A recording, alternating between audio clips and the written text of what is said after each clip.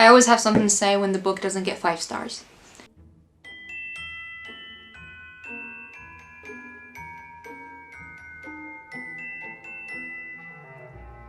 Hello! Hi everyone, I hope everyone is doing okay. I thought I should make this video not for any specific reason, but because I do have a lot to say, obviously. I noticed something. Whenever I give a book 5 stars, I rarely have anything to say about it.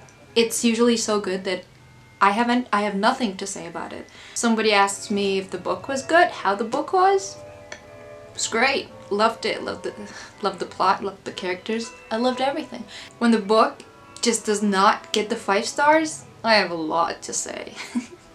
I don't know. I like reviewing books that I don't like. Does that make me an evil person? Maybe. I don't know. The book we're going to talk about is Loki, Where Mischief Lies by Mackenzi Lee. It was published in 2019 and it's about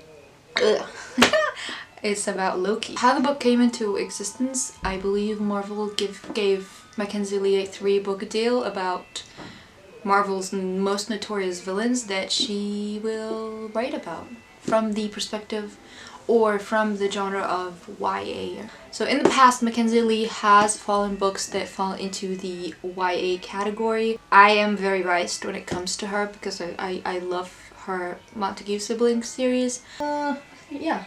It includes The Gentleman's Guide to Vice and Virtue and The Lady's Guide to Petticoats and Piracy, which I have somewhere lying around.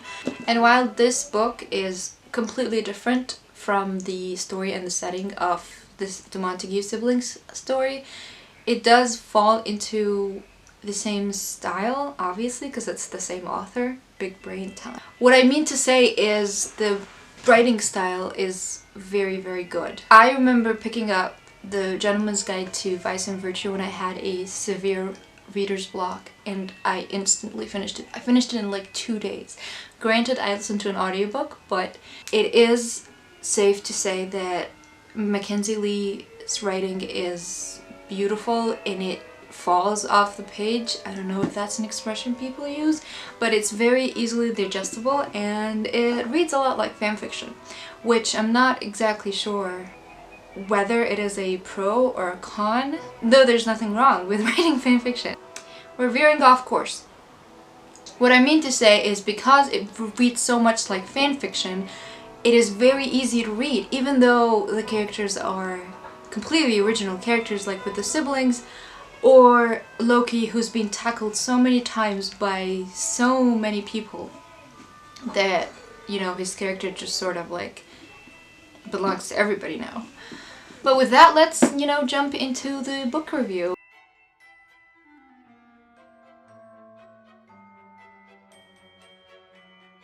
In terms of plot, it's quite a simple plot that is not very complicated, doesn't leave you guessing what's going to happen next because you kind of know what happens. It starts out by Loki and Thor in their natural element in Asgard. They cause some shenanigans, destruction, chaos, and Loki is punished and banished to Earth in the 19th century England. And while it was very refreshing to read about 19th century England, which we have had billions of people write about, it was actually fun to see Loki, you know, perceive London or perceive humans in this very interesting time. But while I did not dislike it, I think there were a lot of places, you know, Mackenzi Lee could have chosen to write into. I know Mackenzi Lee is also a historian, or she used to be a history teacher, I don't know, but she used to be a historian, and that shows very much when you're reading the Montague Siblings series, because she knows what she's talking about, and whatever era she puts her characters into, she's obviously done a lot of research. And, you know, London, this book is not any different. She doesn't know what she's talking about. However, I still would have preferred if she had, you know, traveled us to anywhere else, at any time, at any other time. Would have been really, really interesting to, you know, see it. In terms of characters, like I said, because these are a bunch of originally established characters that have been written and created by a lot of people before, it was, I would imagine, it was a very tasking job to make sure that, you know, her Loki is different and unique to other Lokis. In addition to, of course, Thor and Odin, all the non-original characters. There were a few original characters on Earth.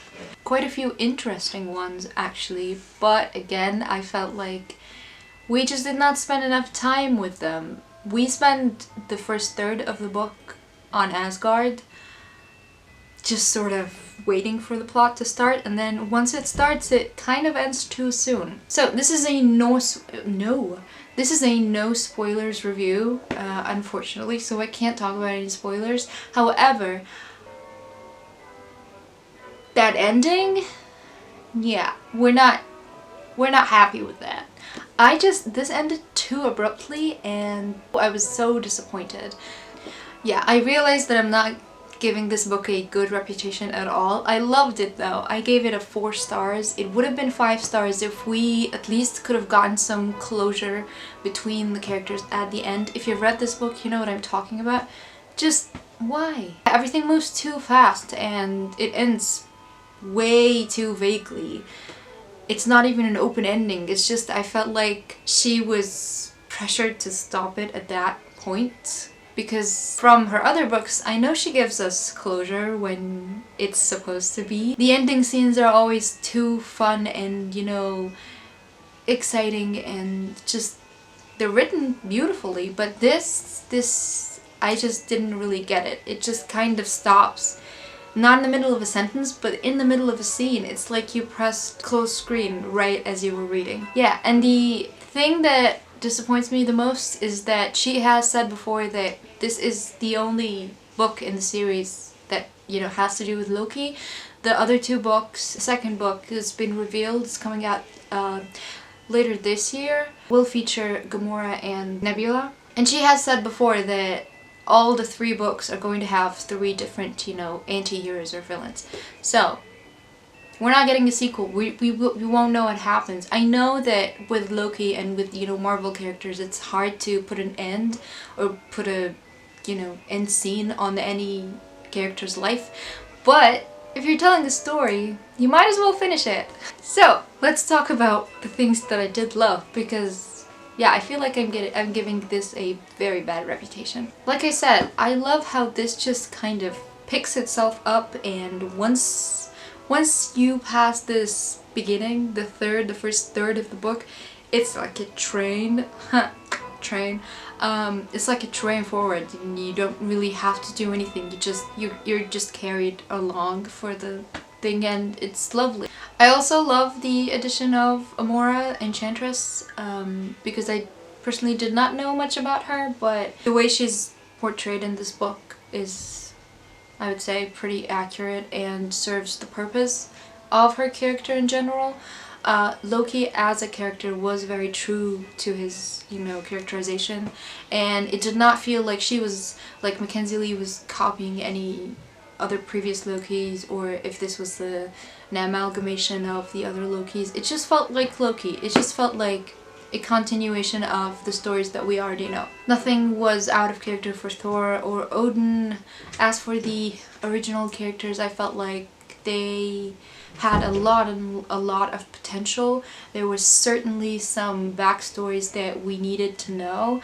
I'm not saying she did not explain where they came from, she did, but it was just in a single paragraph and glossing over everything. It would have been great if we had some sort of ideas about where they became one or whatever. You'll see when you read it, hopefully, if you read it. Another piece of criticism that I read was that the book was too predictable, and I know that people don't like that, but as for me, I did not see that as a negative. You know, when you're watching something or when you're reading something and you predict something's gonna happen and it does happen, you feel so good about yourself. You think that you're a genius, and this is what happens with this book.